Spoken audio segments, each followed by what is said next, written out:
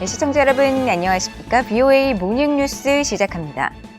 미한 양국군이 22일 을지 프리덤 실드, 즉 을지 자유의 방패 연합훈련을 시작했습니다. 북한이 한국 정부의 담대한 구상을 거칠게 비난한 가운데 시작된 이번 연습은 2018년 이래 중단됐던 대규모 연합 기동훈련 등을 정상적으로 재개했습니다. 첫 소식 조상진 기자가 보도합니다. 미국과 한국이 22일 연합작전 수행 능력 향상을 위한 을지 프리덤 실드, 즉 을지 자유의 방패 연습을 시작했습니다.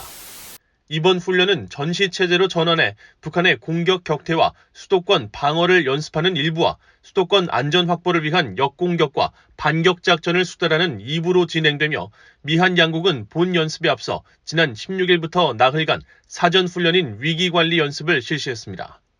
한국 정부는 다음 달 1일까지 진행되는 이번 훈련을 통해 범정부 차원의 위기관리와 연합작전 지원 절차를 수달해 북한의 국지 도발과 전면전에 대비한 국가 총력전 수행 능력을 향상할 방침이라고 밝혔습니다.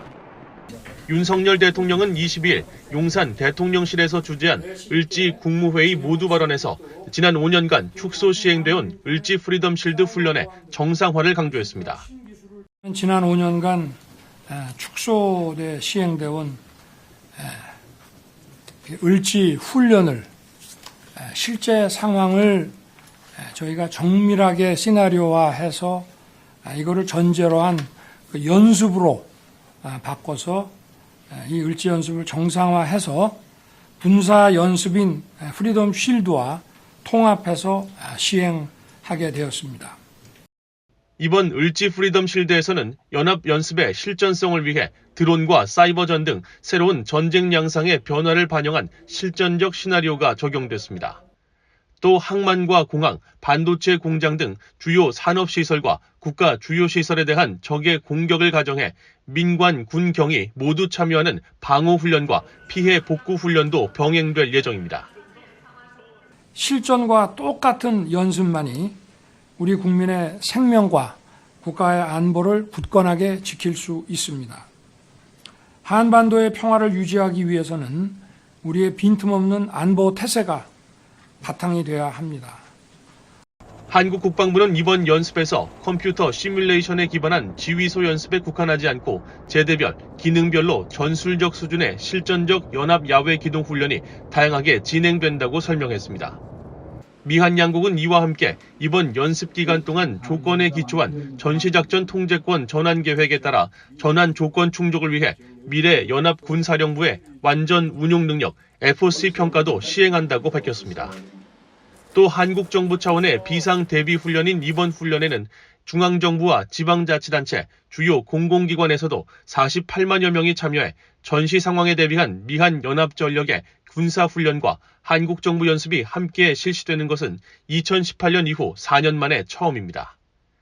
이번 훈련은 특히 미북 간 장기 교착 상태 속에서 최근 남북 관계도 최악으로 치닫고 있는 상황에서 이뤄져 미한은 북한의 도발 가능성에 대비해 대북 감시와 대비 태세를 강화하고 있는 것으로 알려졌습니다. BOA 뉴스 조상진입니다. 한국 정부 내 북한 인권 관련 부처 간 협의체인 북한인권정책협의회가 2년 3개월 만에 재가동됩니다.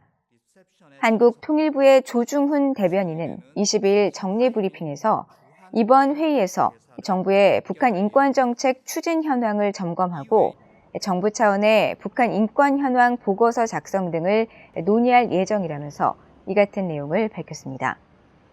북한인권정책협의회는 한국의 북한인권법 시행령 17조에 따라 북한 인권 문제에 대한 부처 간 협력과 협의를 위해 구성됐고 북한 인권 증진 관련 정책에 대한 협의와 조정을 비롯해 북한 주민의 인권 기록 관련 의견 수렴과 정보 교환, 현안 협의 등이 주요 구성 목적입니다. 북한인권정책협의회는 박근혜 정부 시절인 2016년 10월 첫 회의가 열렸지만 문재인 정부 시절인 2020년 5월 회의 이후 2년 3개월 동안 회의가 열리지 않았습니다. 북한 김여정 노동당 부부장이 윤석열 한국 대통령의 담대한 구상에 대한 거부 입장을 밝힌 데 대해 미국의 한반도 전문가들은 북한이 앞으로 있을 대화 국면에 북한이 주도권을 잡으려는 의도가 있다고 분석했습니다. 또 김여정의 이번 담화는 북한의 추가 도발을 위한 포석일 수 있다는 경고도 나왔습니다. 박승혁 기자입니다.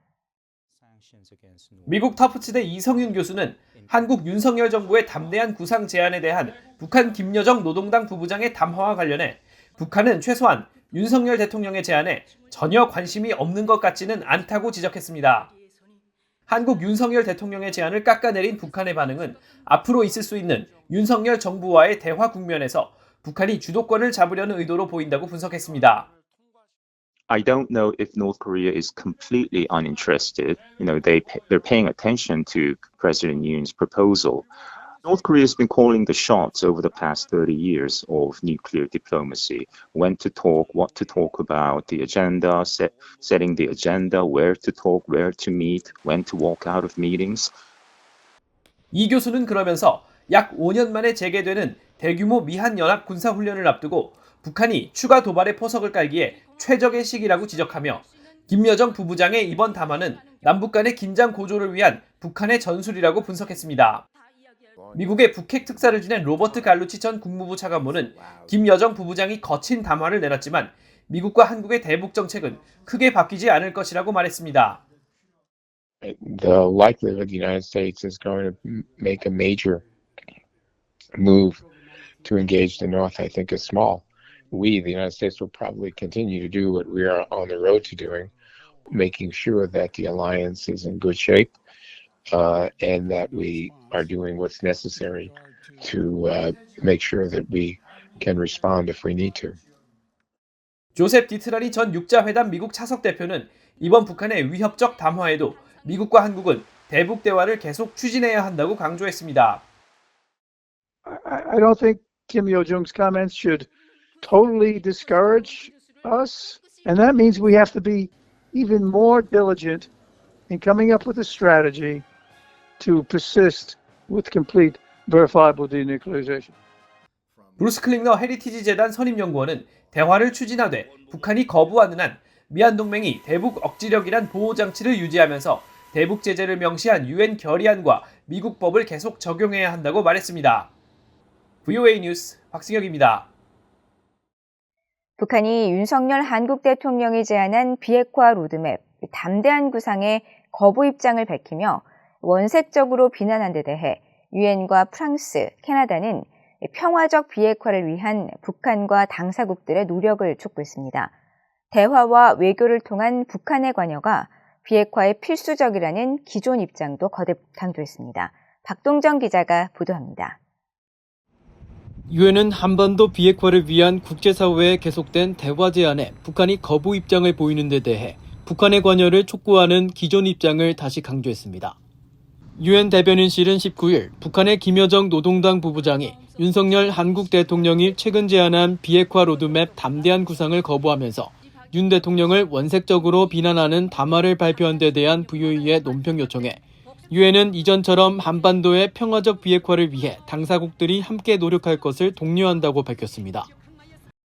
캐나다 정부도 이날 VOA의 논평 요청에 캐나다 외교부의 입장은 변함이 없다면서 대화와 외교를 통한 비핵화가 북한의 안보와 번영을 위한 유일한 길을 제공할 것이라는 기존 성명으로 대신한다고 밝혔습니다. 앞서 캐나다 외교부는 성명에서 우리는 한반도 평화와 안보에 전념하고 있으며 대화와 외교가 북한 주민의 안보와 안정, 경제적 번영으로 가는 유일한 길을 제공한다고 믿는다고 밝혔습니다. 그러면서 캐나다는 북한의 대량 살상 무기와 탄도미사일 프로그램에 대한 완전하고 검증 가능하며 되돌릴 수 없는 폐기를 향한 노력을 지지하며 이를 달성하기 위한 동맹국과 파트너들과의 협력에 전념하고 있다고 밝혔습니다. 유엔 주재 프랑스 대표부도 비핵화를 위한 북한의 협상 복귀와 관여를 촉구한 프랑스 외교부의 기존 성명에 따른 입장을 다시 강조했습니다. 앞서 프랑스 외교부는 프랑스는 북한이 즉시 의무를 준수하고 완전하고 검증 가능하며 돌이킬 수 없는 비핵화 과정에 참여하기 위해 협상 테이블로 복귀할 것을 계속 촉구하고 있다고 밝혔습니다. 그러면서 우리는 파트너들과 함께 유엔 안전보장이사회 결의의 완전한 이행을 보장하기 위해 최선을 다할 것이라고 강조했습니다. 윤 대통령은 앞서 지난 15일 광복절 경축사를 통해 북한의 비핵화 조치와 맞물려 식량과 인프라 지원 등 경제협력 방안에 정치 군사적 상응 조치까지 제공하겠다는 이른바 담대한 구상을 북한에 제안했습니다.